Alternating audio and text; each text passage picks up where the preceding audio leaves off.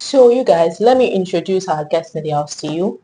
Today I have with me Mr. Olufalodo, a respected voice in the real estate market and also a seasoned expert in this real estate industry that we know can contribute a valuable discussion to this topic we are holding today. Welcome to the show, sir. Thank you. It's my pleasure being here. You're welcome, sir.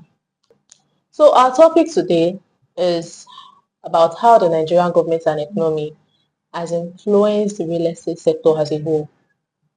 And we know there are a lot of land titles, approval, and infrastructural projects that sometimes make property very difficult to access or increase their price a whole lot and makes it more expensive for people to even get their hands on. What do you think about that, and how do you think the Nigerian economy and government has affected the real estate industry? Yeah, good question. If we want to talk about how the Nigerian government has affected or their role in property acquisition and whatnot or what have you, then I'll tell you the Land Use Act of 1978 vested all lands in the hands of governments. They are the owners of land anywhere, everywhere. It is just their prerogative to say, oh, I want to give this land to this particular family.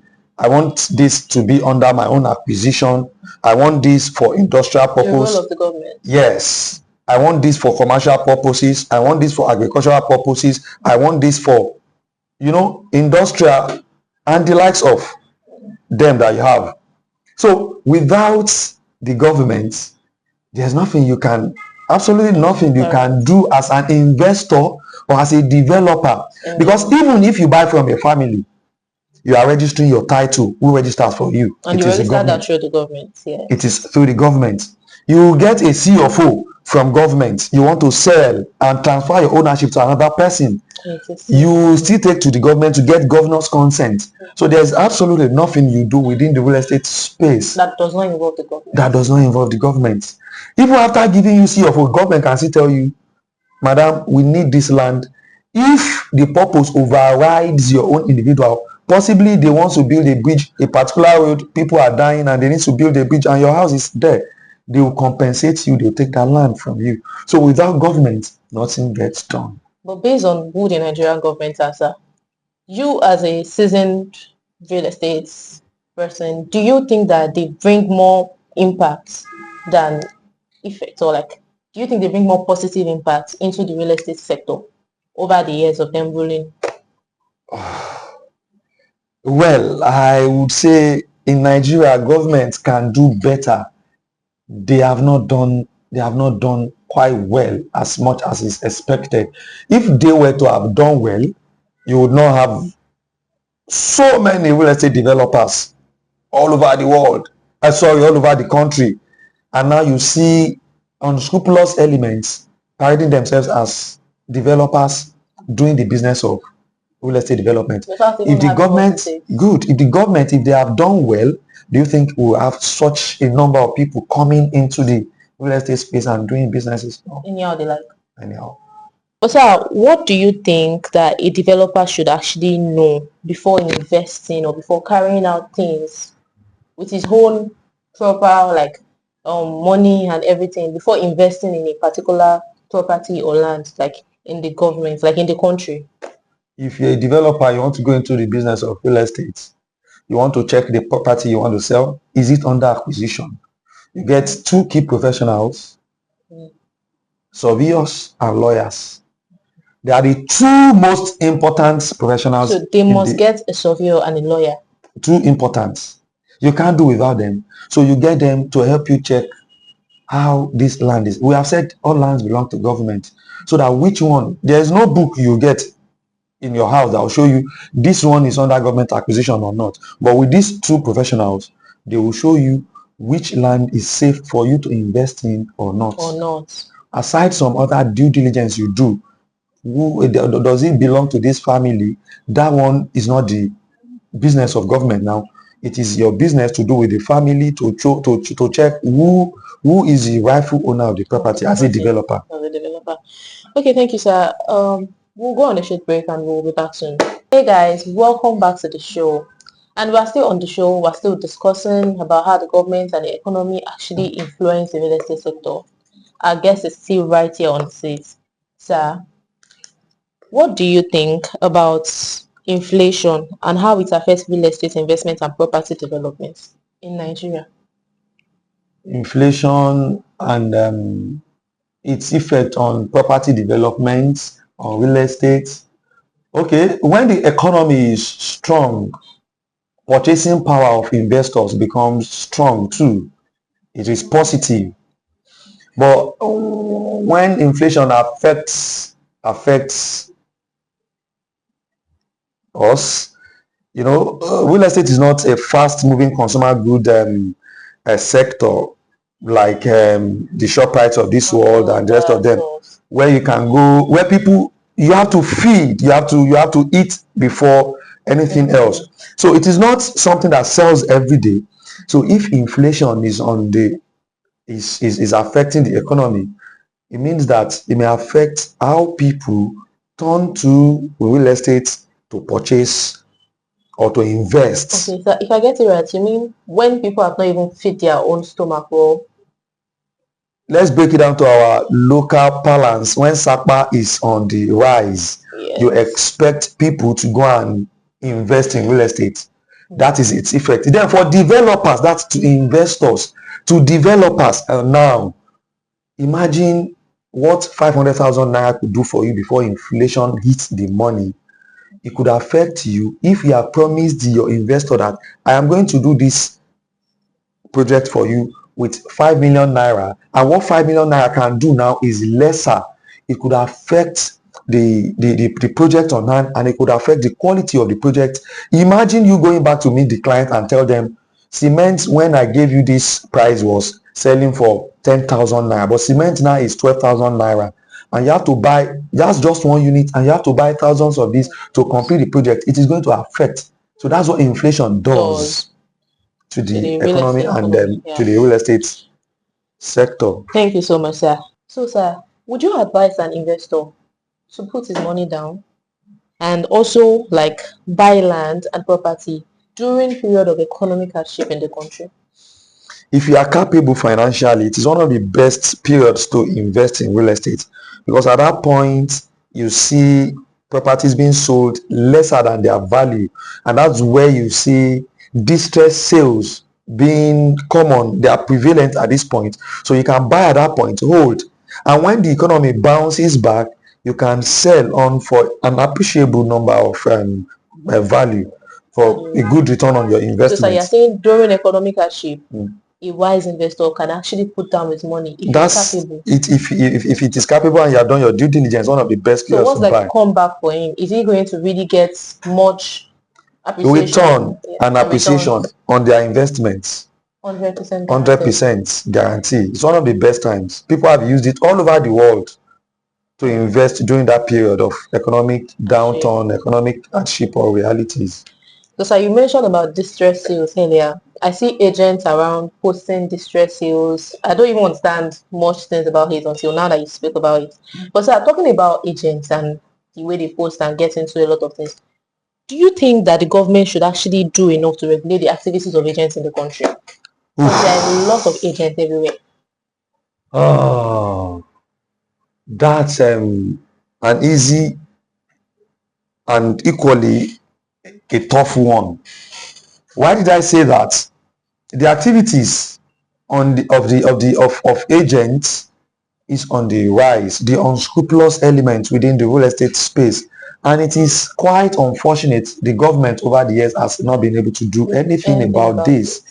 Because it is an unregulated space, you need no certificate. There is no certification for you to come into the real estate space. Unlike some other careers. Unlike some other professions. So because of that, you see a whole number of people, every Tom, Dick and I will come in and wanting to become an agent, and then, well, this is the age of social media. This is not even making the real estate industry being spoken of well outside. People are always saying, oh, if you tell them you're into real estate, you're into developing and all of, they just call you an agent. They turn it into agent. Because there is lack of regulation from the government.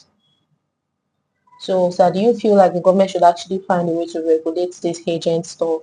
We have been crying over the years for them to regulate, but there has been no solution until now. Well, maybe we keep praying, we keep hoping.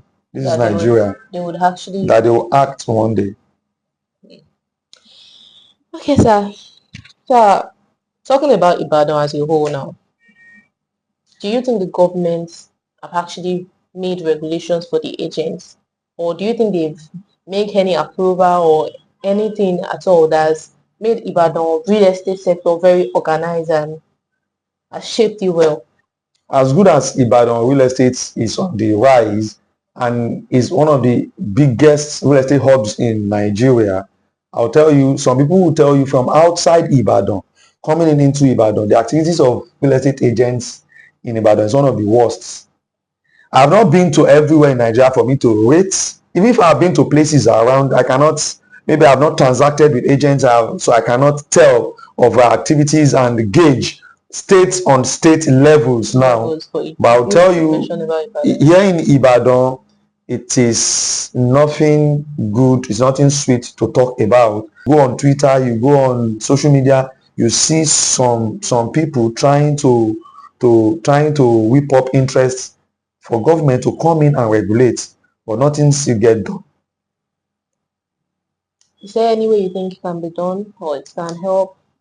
Well, if possibly there is a platform the government could create whereby, well, for you to become an agent, you have to have this certificate, or you have to have that certification, or you have to go through a particular training or program or something. Training or process. There is a body that are in charge, but well, it is sad, except until the government takes the bull by the horn.